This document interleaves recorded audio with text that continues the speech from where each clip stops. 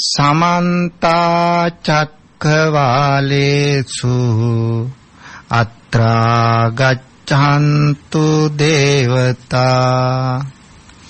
सद्धम्मं मुनिराजस्स सुनन्तु सग्गमुखदं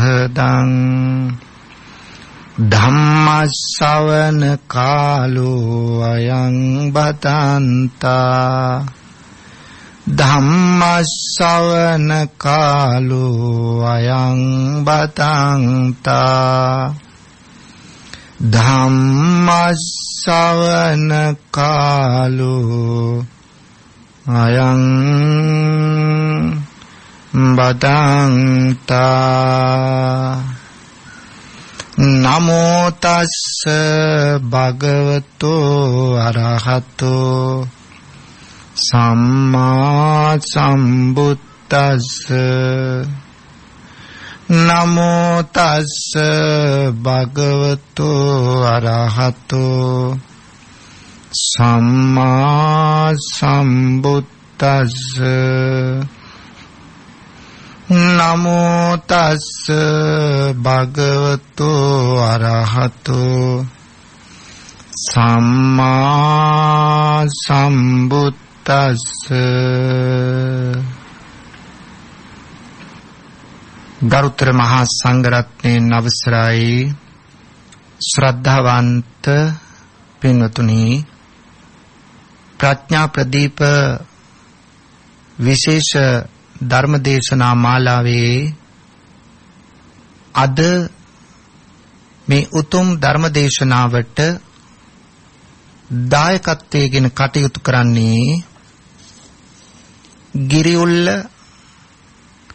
පුස්කොළ දෙනිය පදිංචි අනුලා කරුණාරත්න මහත්මිය සහ පී.ඩී. කරුණාරත්න මහත්මයා ඇතුළු දූදරු පිරිස විසිනුයි.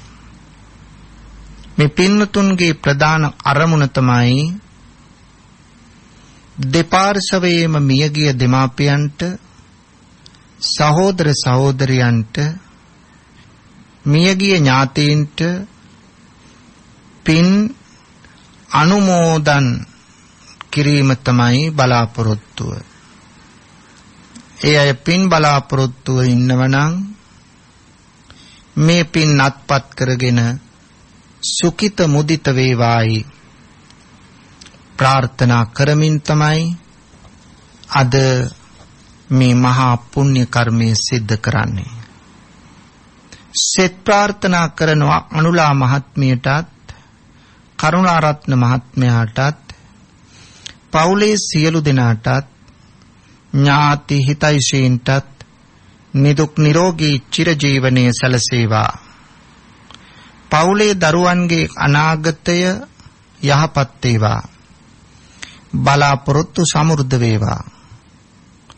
මුණුපුරන්ගේ අධ්‍යාපන කටයුතු සාර්ථක වේවා. මෙවැනි අරමුණු පරමාර්ථ තියාගෙන තමයි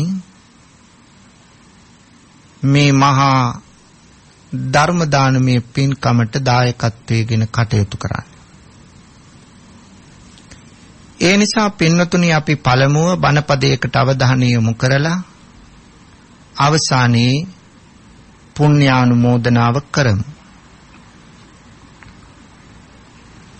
ප්‍රඥා ප්‍රදීප ධර්මදේශනා මාලාවේ විශේෂයෙන් අපේ අරමුණ තමයි තරුණ දුවල පුතාලගේ නැති අවබෝධය ලබා දෙන්න ඇති අවබෝධය පුළුල් කරන්න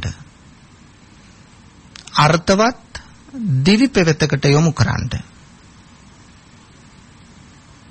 තරුණ කාලේ හැඟීම් බර වෙන කාලයක්. මෙන්න මේ කාලය තුල අපි බලාපොරොත්තු වන්නේ වඩාත් යහපත් ජීවිතයක් ගත කරන්නට අවශ්‍ය පරිසරය සකස් කර දෙන්න. බෞද්ධ මාධ්‍ය ජාලය මේ සඳහා දරන ප්‍රයත්නය අපරිමිතයි. විවිධ වැඩසටහන් තුලින්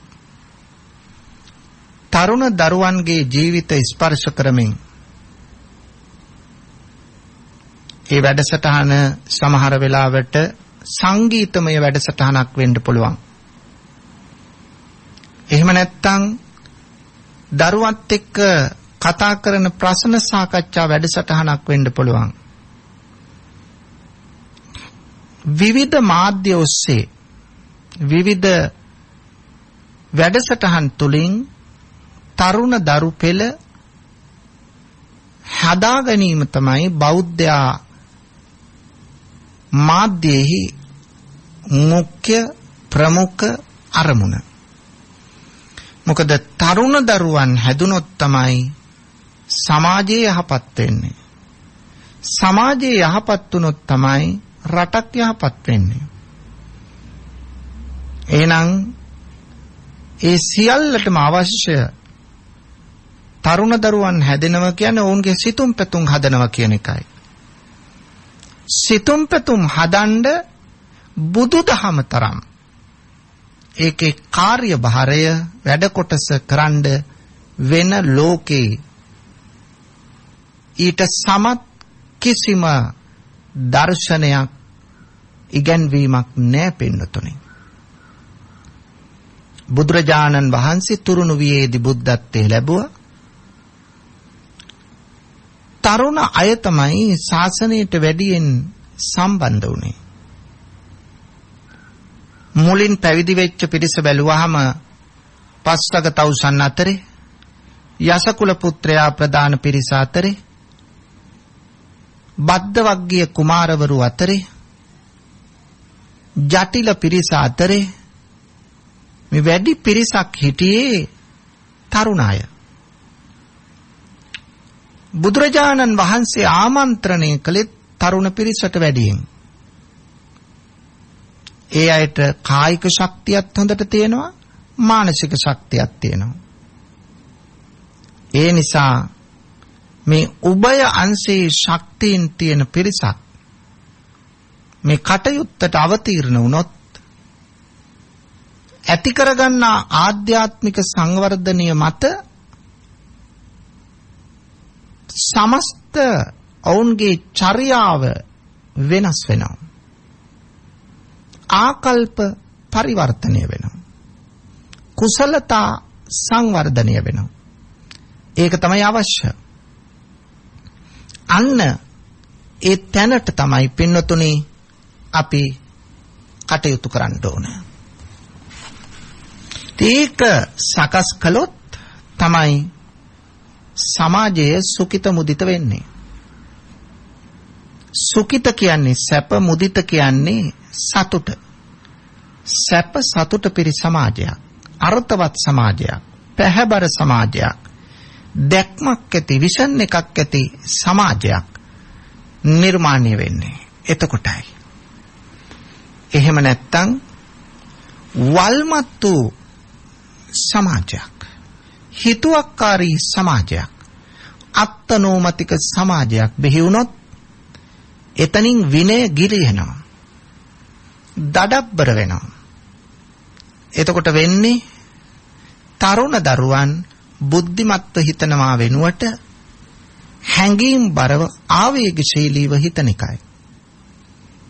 මේ ආවේගශීලී බව කවදාවත් තමන්ගේ ජීවිතයට හෝ අන්‍යයන්ගේ ජීවිතයට යහපතක් වෙනව කියලා හිතන්න බෑ. ඒ නිසා අපේ සිත තුළ විවිධ චිත්තාවේග ඇති වෙනවා. ඒ චිත්තාවේග පාලනය කරගනිමින් කටයුතු කරන්නට තමයි මඟ පෙන්වන්නේ බුදුදහම. අපි අද ප්‍රඥා ප්‍රදීප තුලින් විශේෂයෙන් අවධානය යොමු කරනවා අවබෝධයෙන් සිල් රකින්න සමාජයක්. ඒක තමයි අද විශේෂ මාතෘකාව හැටියට අපි විස්තර කරලා දෙන්නේ ඔබට. අපි වරින් වර සීලය ගැන මතක් කළා. අද දවසේ ඊට වඩා පුළුල් තැනකට යන්න තමයි බලාපොරොත්තු වෙන්නේ. පින්වතුනි අපි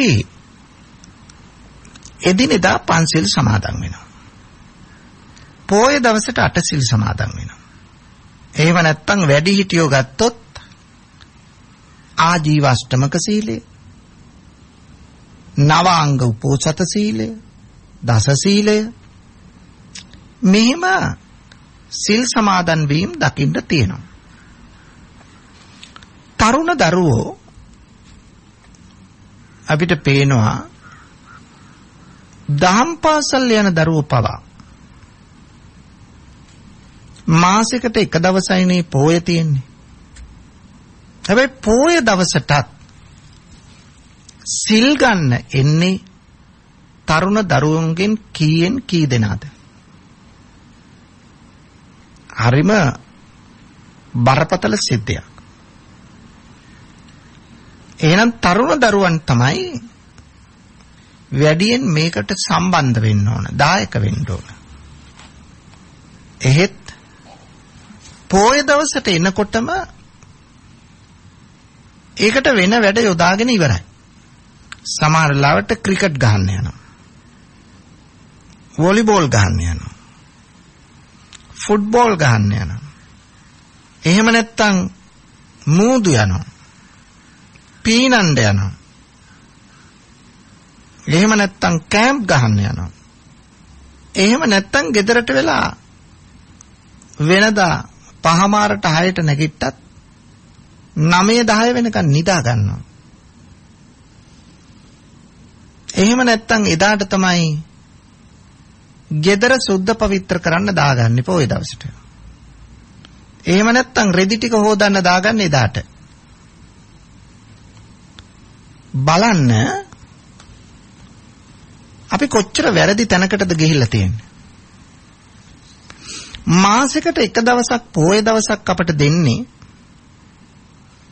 ට්‍රිප් යන්නවත්, සෙල්ලම් කරන්නවත්, රෙදි හොදන්න දාගන්නවත්, පාටි දාන්නවත් ඒවට නෙමෙයි. කාර්ය බහුල ජීවිතයක් අපි ගත කරන්නේ. එතකොට මේ කාර්ය බහුල ජීවිතේ වැඩපලක යෙදෙන්න නිරත වෙන්න පුළුවන්. ඒ වගේම අධ්‍යාපනය ලැබනව වෙන්න පුළුවන්. උසස් අධ්‍යාපනය ලැබනව වෙන්න පුළුවන්. එතකොට මෙතන මොලේ වෙහෙසමින් ඉන්නේ.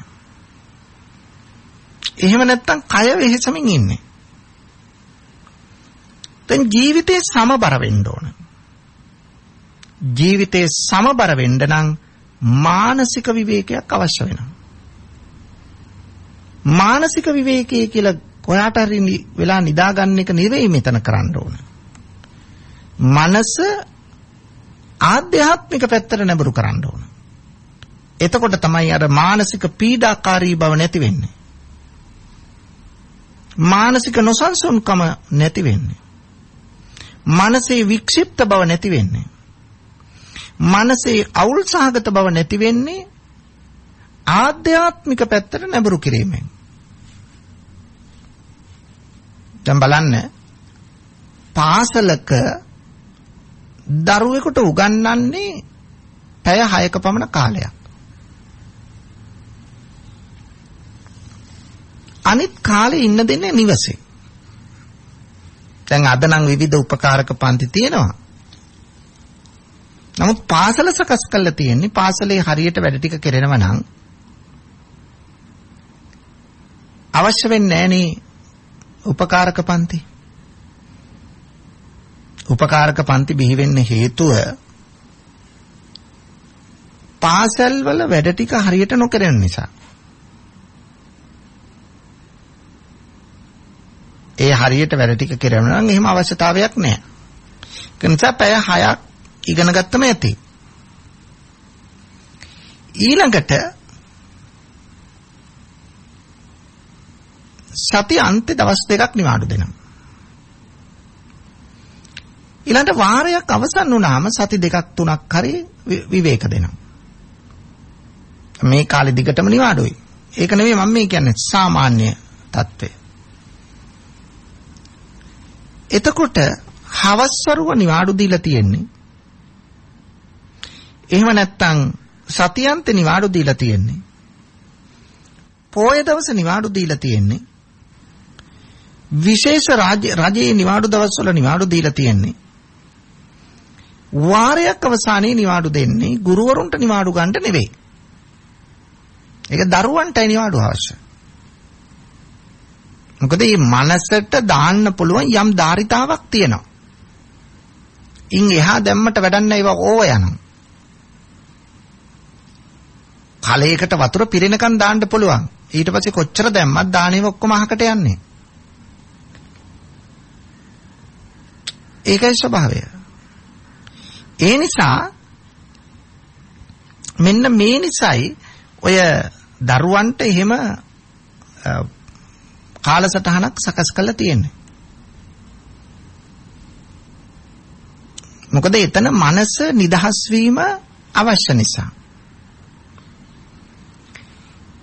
ඒ වගේම සමස්ත සමාජය ගත්තොත් සමස්ත සමාජයටම මාසෙකට එක නිවාඩුවක් දෙනවා. සතියන්ත නිවාඩු වල ඔබ ඕන එකක් කරගන්න. ඒ කියන්නේ ට්‍රිප් යන්න හරි, ක්‍රීඩා කරන්න හරි, එහෙම නැත්නම් රෙදි හොදන්න හරි, ගෙදර සුද්ධ පවිත්‍ර කරන්න හරි, උත්සව ප්‍රිය සංഭാෂණ පවත්වන්න හරි. හැබැයි දරුවනේ වැඩිහිටියන්ටත් එක්ක මම කියන්නේ පොය දවස තියෙන්නේ ඒ වගේ දේවල් වලට නෙවෙයි. එදාට සියලු වැඩ අත්හැරලා විහාරස්ථානයට යන්න ඕන. අපේ බෞද්ධයෝ විහාරස්ථාන වලට ගිහිල්ලා අෂ්ටාංග සීලේ සමාදන් වෙලා ආමිස ප්‍රතිපත්ති පූජා දෙක සම්පූර්ණ කරලා එදාට තමයි අපි ආධ්‍යාත්මික වශයෙන් දියුණුවක් ඇති කරගන්නේ. එතකොට අර මානසික පීඩාකාරී බව සම්පූර්ණම නැති වෙනවා. ඒකනේ දරුවනේ පැරණි කාලේ මාසෙකට දින 4ක් සිල් ගත්තා. පොය 4ටම. ඒක තමයි ඒ අයගේ ජීවිත වඩාත් නිදහස් උනේ, සුඛිත මුදිත උනේ. මේක තේරුම් ගන්න ඕන.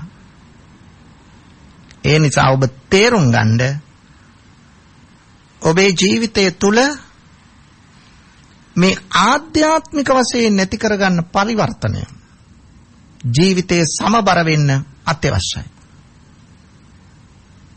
එතකොට පොය දවසට මූලික වශයෙන් කරන්නේ සීල සමාදානයේ නිරත වෙන එක. ඒක ප්‍රතිපත්ති පූජාවක් හැටියට. එදිනෙදා ජීවිතය තුළ පංචශීලයේ තියෙනවා. නමුත් දැන් අපි පන්සිල් වල තේරුම යම්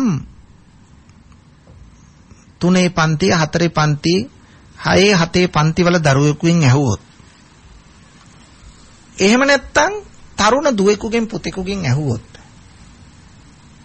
එහෙමත් නැත්නම් වැඩිහිටියෙකුගෙන් ඇහුවොත්,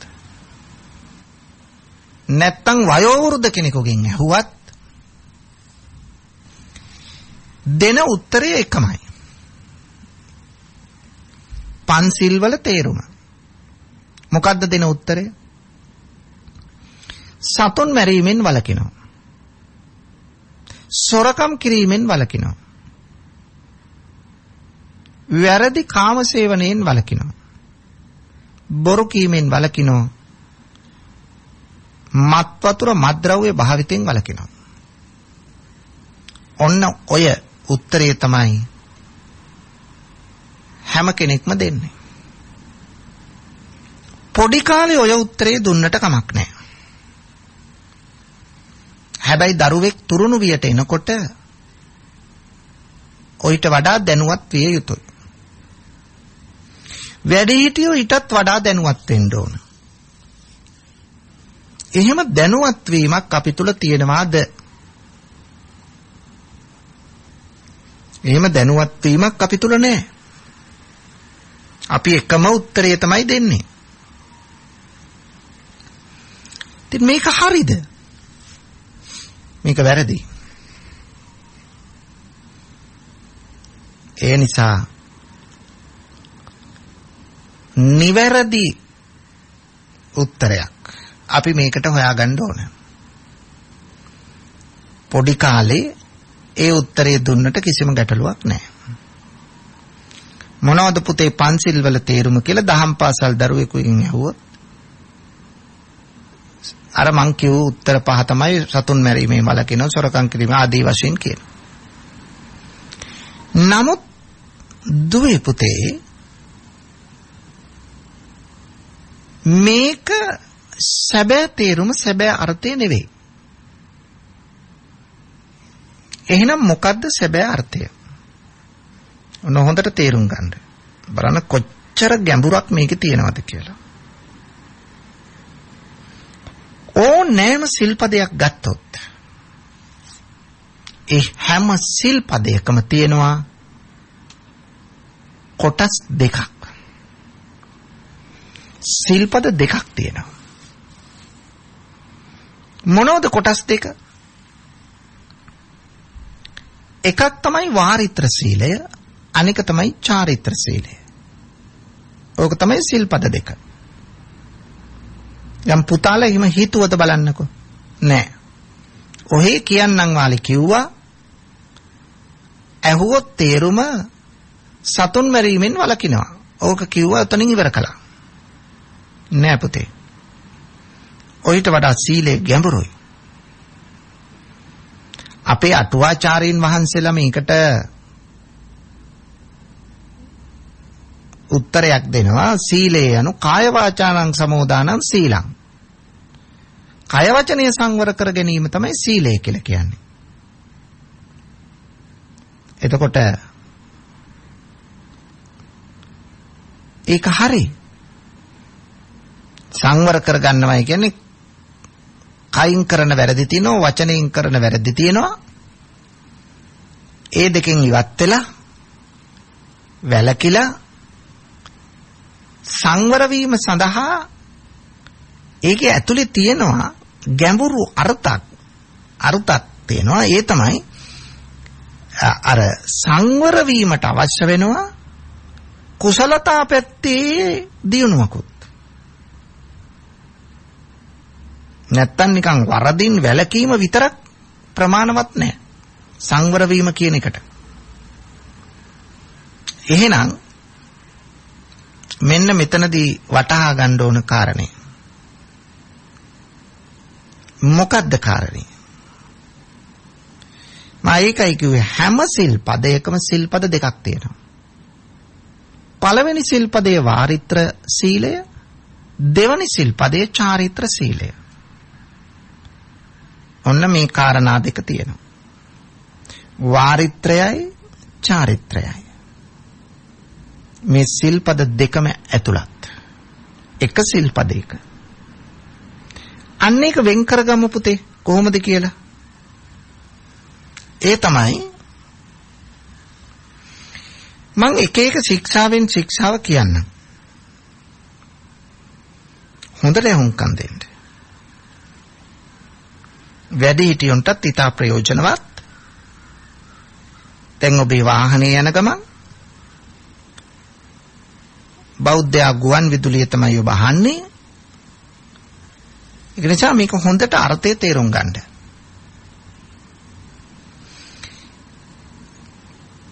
පාණාති පාතා වේරමණී සික්ඛාපදං සමාදියාමි. ඔන්න පළවෙනි ශික්ෂාව. පංචශීලයේ. මේ ශික්ෂාව බෙදෙන්නේ කොටස් දෙකට. කොහොමද? පාණාති පාතා වේරමණී ළඟට එක කොටසක්. සික්ඛාපදං සමාදියාමි කියන්නේ දෙවෙනි කොටස. පාණාති පාතා වේරමණී එතෙන්ට තමයි විරමණය නැත්තම් විරතිය හෙවත් වෙන්වීම තියෙන්නේ. අන්න ඒක තමයි වාරිත්‍ර සීලය කියන්නේ. ඊළඟට තියෙනවා දෙවෙනි කොටස සික්ඛාපදං සමාදියාමි. සික්ඛාපදං සමාදියාමි කියන එකේ තියෙන්නේ කල යුත්ත. එනම් චාරිත්‍රය. අන්න චාරිත්‍ර සීලය. මේක තමයි අවශ්‍ය. එහෙනම් වාරිත්‍ර සීලයයි චාරිත්‍ර සීලයයි. මේ කොටස් දෙක. දැන් බලන්න වාරිත්‍ර චාරිත්‍ර කියන දෙකෙන් මොකද වෙන්නේ? පාණාතිපාතා වේරමණී ප්‍රාණඝාතයෙන් වෙන් වුණා. අන්න ඒක තමයි විරතිය වෙන්වීම. වෙන්වීම පමණක් සීලය සම්පූර්ණ වීම සඳහා ප්‍රමාණවත් නැහැ. වෙන්වීම අවශ්‍යයි මූලික වශයෙන්. හැබැයි සිල් පදය එයින් සම්පූර්ණ වෙන්නේ නැහැ. සම්පූර්ණ වීම සඳහා අවශ්‍ය දේ තමයි මොකද්ද? ප්‍රාණඝාතයෙන් වෙන් වුණා. වෙන් වුණු කෙනා තුල ගොඩනැගෙන්න ඕන මොකද්ද? වෙන් වෙලා එතනින් නතර වෙන්නේ නැතුව සික්ඛාපදං සමාදියාමි කියන්නේ අන්න එතන චාරිත්‍රය. එතනදි වර්ධනය වෙන්න ඕන ගුණධර්ම පද්ධතියක්. ප්‍රාණඝාතයෙන් වෙන් වුණු කෙනා තුල එතනින් නතර වෙන්නේ නැතුව එයා තුල වැඩෙන්න ඕන ගුණධර්ම මොනවද? මෛත්‍රිය. දැන් මෛත්‍රිය ඇති කරගන්න නැතුව නිකන් වැඩෙන්නේ නැහනේ. කරුණාව, දයාව, ලිංගතුකම, පරහිතකාමී බව, අවිහිංසාව. මෙන්න මේ ටික අයිති වෙන්නේ චාරිත්‍රයටයි. චාරිත්‍ර සීලය.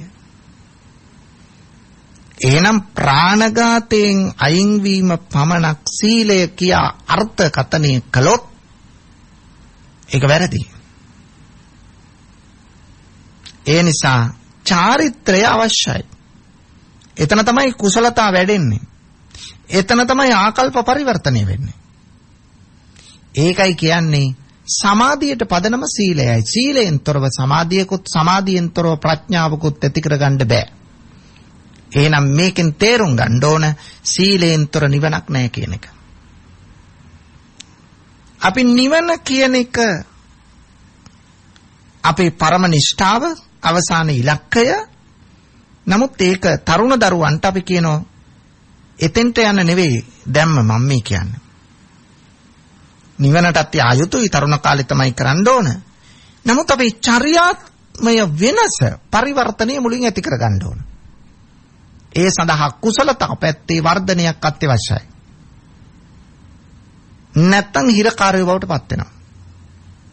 දැන් කෙනෙක් මිනිස්සු මරලා හිරේට දානවා. දැන් එයා ප්‍රාණඝාතය කරන්න බෑ. එයා බලෙන් වළක්වලා තියෙනවා. දැන් සත්තු මරන්නේ නැහනේ. සත්තු මරන්නේ නැහැ කියලා ඔහු සිල් රකින්නවද? නැහැ. සිල් රැකලා නැහැ. ආපහු හිරෙන් එළියට ආපු ගමන්ම මොකද වෙන්නේ? ආයිත් මිනිස්සු මරනවා. එහෙනම් අපි සිල් ගන්නව කියලා හිරකාරයෝ බවට පත් වෙලා බෑ. එහෙනම් වෙන්න ඕන මොකද්ද? ප්‍රාණඝාතයෙන් වෙන්වීමෙන් නතර වෙන්න එපා. වෙන්වීම මූලික වශයෙන් කරලා හිත තුල ඇති කරගන්න ප්‍රාණඝාතයට එරෙහිව යන මෛත්‍රිය. මිතුරුකම, මෛත්‍රිය, මිතුරුකම. අනිකාටත් යහපතක් වේවා කියන ප්‍රාර්ථනාව, කරුණාව, අනුකම්පාව, දයාව, ලිංගතුකම. මෙන්න මේ ಗುಣධර්ම ටික අපි තුල ඇති කරගත්තොත් තමයි පාණාතිපාතා වේරමණී සික්ඛාපදං සමාදියාමි කියන සීලය සැබෑ ලෙස ආරක්ෂා කළා බවට පත් වෙන්න වෙනුතුනේ. මෙන්න මේක තේරුම් ගන්න. 2. අදින්නා දානා වේරමණී සික්ඛාපදං සමාදියාමි. ඒ කියන්නේ අන්සතු දේවල් සොරසිතින් ගැනීමෙන් වෙන් වෙනවා. ඒක හොඳයි. ප්‍රාණඝාතයෙන් අයින් වුණාම අනුන්ගේ ජීවිත ආරක්ෂා වුණා වගේම බියෙන් හා සැකෙන්තරව ජීවත් වෙන්න පුළුවන් පසුබිමක් සකස් වෙනවා වගේම හොරකමින් ඈත් වෙනකොට අන්සතු දේවල් ගන්න නැති වෙනකොට අනිත් අයගේ නිශ්චල හා චංචල දේපල ආරක්ෂා වෙනවා. ඒක අවශ්‍යයි.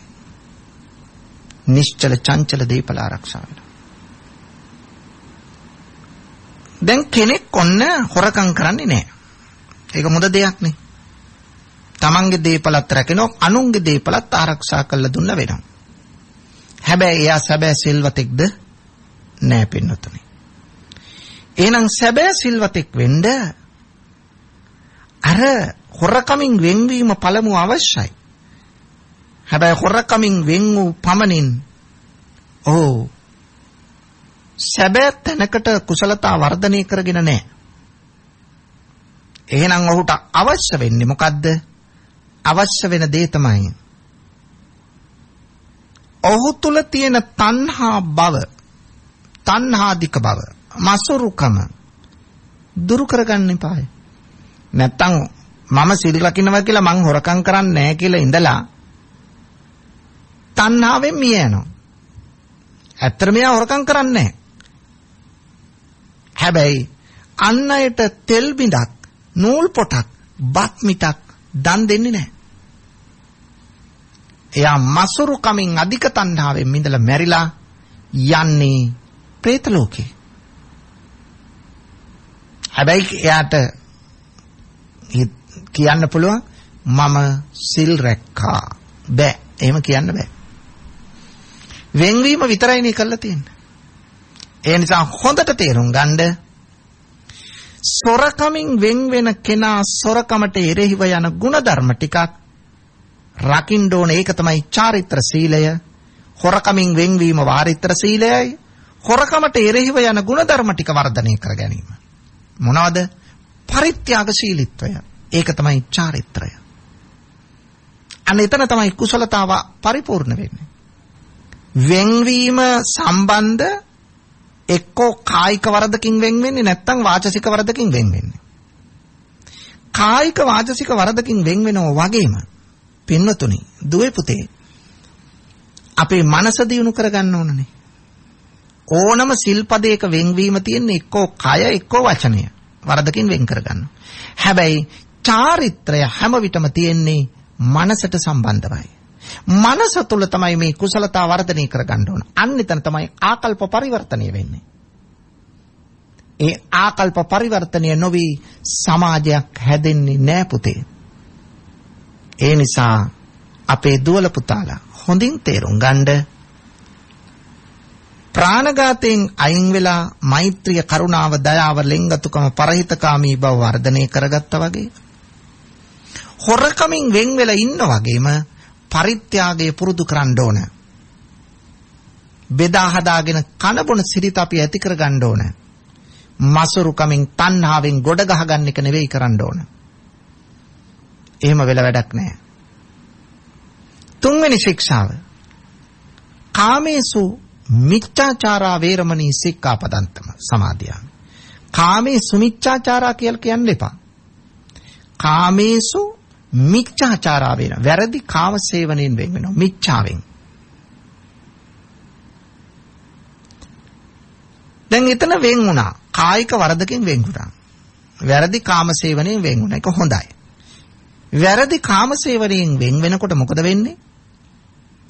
තමන්ගේ පෞල් ජීවිතයත් ආරක්ෂා වෙනවා. අනුන්ගේ පෞල් ජීවිතත් ආරක්ෂා කරලා දෙනවා. ඒක හොඳ දෙයක්. හැබැයි වෙන්වීම පමණක් ප්‍රමාණවත් නැහැ. එහෙනම් වැරදි කාම සේවනයෙන් වෙන් වෙනෝ වගේම ඔහු තුල ඇය තුල ඇති වෙන්න ඕන විනීතකමක්, සංවරකමක්. ඒ විනීතකම, ඒ විනයගරුකකම, ඒ සංවරකම ඇති කරගත්තේ නැත්නම් වැරදි කාම සේවනයෙන් වෙන් වුණා කියලා ඒක නිසි ප්‍රයෝජනෙ ගන්න බෑ.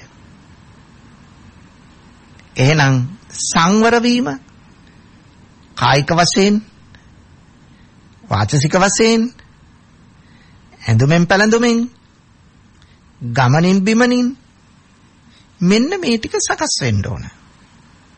එහෙම නැත්තම් එතෙන්ට යන්න බෑ. අදාළ ඉලක්කයට යන්න බෑ. ඔන්න ඔබට තේරුණාද සැබෑ සීලය මොනතරම් අර්ථවත්ද කියලා? ඊළඟට මුසාවාදා වේරමණී සික්ඛාපදං සමාදියාමි. බොරු කීමෙන් වෙන් වෙනවා. එතකොට බොරු කීම විතරක් නෙවෙයි මෙතන පරුස වචන කීම, හිස් වචන කීම, කේලම් කීම මේවෙන් වෙන් වෙනවා. වෙන් වෙන එක හොඳයි. හැබැයි වෙන් වෙලා විතරක් මදි. කට වහගෙන ඉන්නවා. අනවශ්‍ය තැනට වචන දාන්න යන්නේ නැහැ. බොරුවක් කියලා රවටන්නේ නැහැ. කේලමක් කියලා අනුන් කොටවන්නේ නැහැ. පරුස වචන කියන අනුස්ගේ හිස් රිදවන්නේ නැහැ. හිස් වචන කියලා කාලය කාදමන්නේ නැහැ. ඒ ඔක්කොම හොඳයි. හැබැයි මෙයාගේ චාරිත්‍රය ඇති කරගන්න ඕන ගුණ අතර තියෙනවා අතනින් නතර වෙන්නේ නැතුව සත්‍යවාදී වෙන්න ඕන. ඇත්ත කතා කරන කෙනෙක්. විශ්වසනීයත්වයේ තහවුරු කරගත් කෙනෙක් වෙන්න ඕන.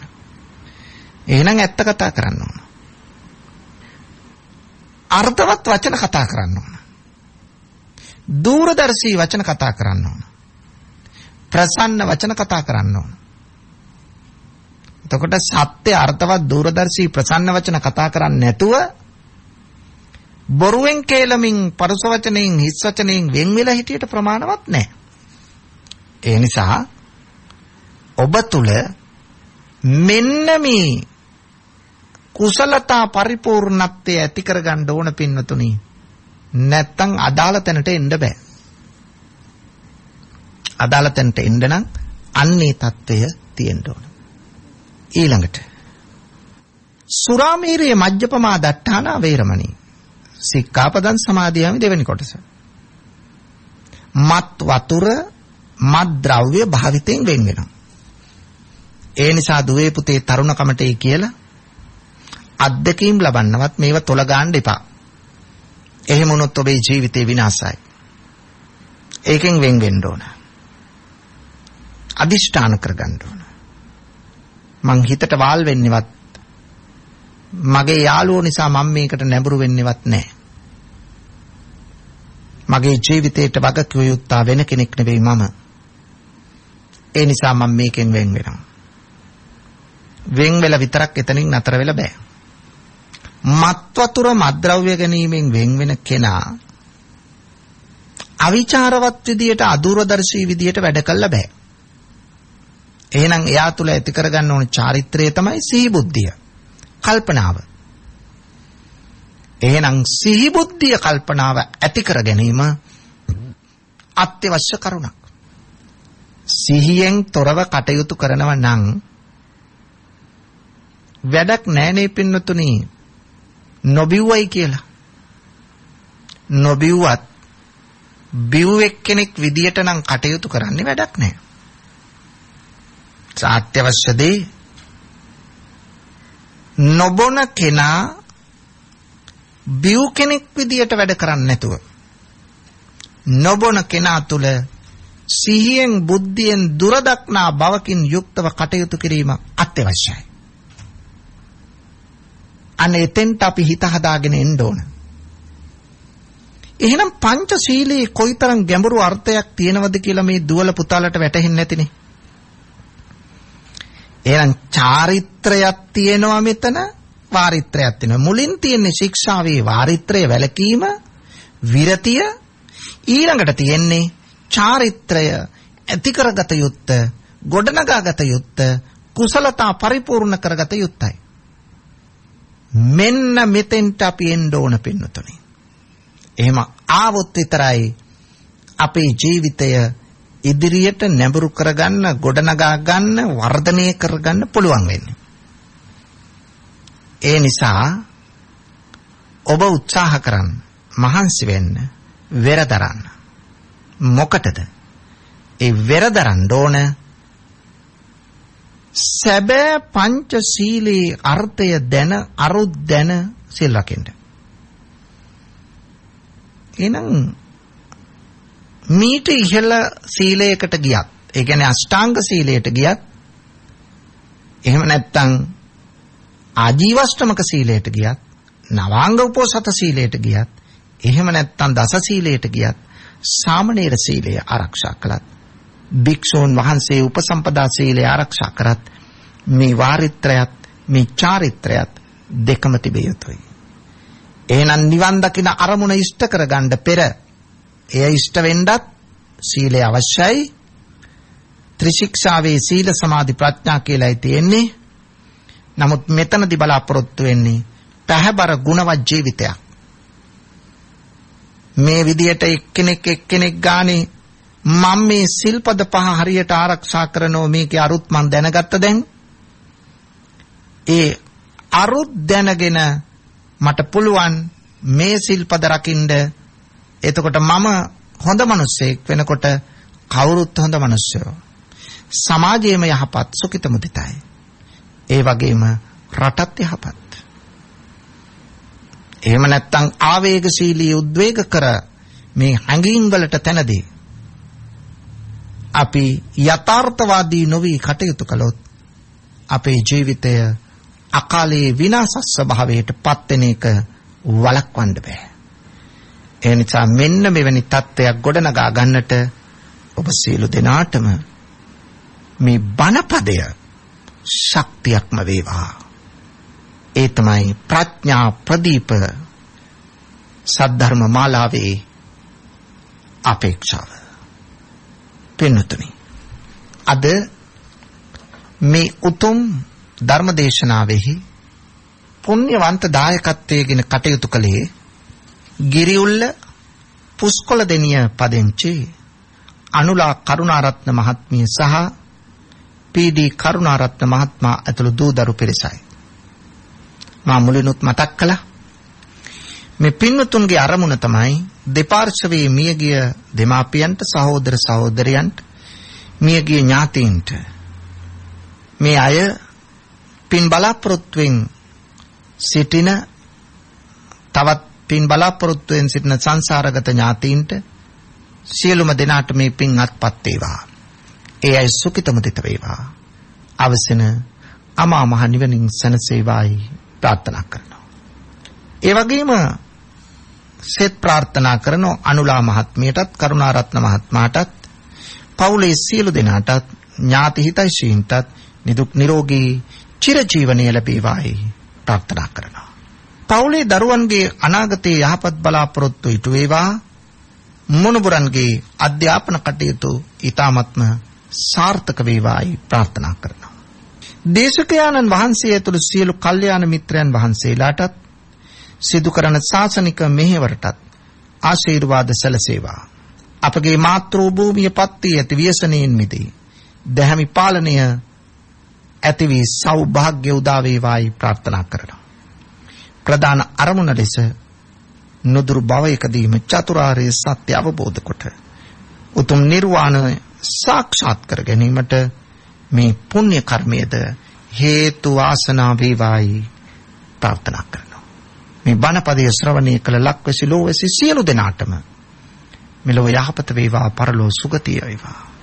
අවසන උතුම් අමා මහ නිවනම සාක්ෂාත් වේවායි ප්‍රාර්ථනා කරමු. ආකාසට්ටා ච බුම්මට්ටා දේවා නාග මහිද්దికා පුඤ්ඤන්තං අනුමෝදිත්වා චිරං රක්ඛන්තු ශාසනං. ආකාසට්ටා ච බුම්මට්ටා දේවා නාග මහිද්దికා පුඤ්ඤන්තං අනුමෝදිත්වා චිරං රක්ඛන්තු දේශනං. ආකාසට්ටා ච බුම්මට්ටා දේවා නාග මහිද්దికා පුඤ්ඤන්තං අනුමෝදිත්වා චිරං රක්ඛන්තු මං පරන්ති. සාදු සාදු සාදු. සදහවතුනි, ඔබේ ලෞකික ගිහි ජීවිතයේ සිදුවන වැරදි අඩුපාඩු ධර්ම මාර්ගයෙන් විසඳා ගන්නට පින්වත් ඔබට මඟ පෙන්වාලන බෞද්ධ කුවන් මිතුරේ ප්‍රඥා ප්‍රදීප ධර්මදේශනාව අදත් මේ ආකාරයෙන් නිමාවට පත්වන්නේ. අද දවසේ ඔබ අප හැමදෙනා වෙත මහත්වම සිටින් ප්‍රඥා ප්‍රදීප ධර්මානුශාසනාව පවත්වා වදාළ දෙහිවල නැතිමාන රූපසිංහ පාරේ පැනසර සදහම් සෙනසුනේහි ප්‍රධාන අනුශාසක සුරජාවර්තනපුර විශ්වවිද්‍යාලයේ හිටපු කතිකාචාර්ය දර්ශනපති පූජනීය මාලිම්බඩ පඤ්ඤාසාර පෙන්වත් ස්වාමීන් වහන්සේට නිදුක් නිරෝගී චිරජීවනයේම සැලසේවා. සාදු සාදු සාදු. ඒ උතුම් වූ ප්‍රාර්ථනාවත් සමගින් යලිත් ලබන සතියේත් මේළඟ ප්‍රඥා ප්‍රදීප දේශනාවෙන් ඔබ හමුවන බලාපොරොත්තු වෙන මේ දේශනාව මෙලෙසනිමාවට පත්වනවා. සුපින්වත් ඔබ හැම දිනාටමත් සියලු යහපතම උදා වේවා. තෙරුවන් සරණයි.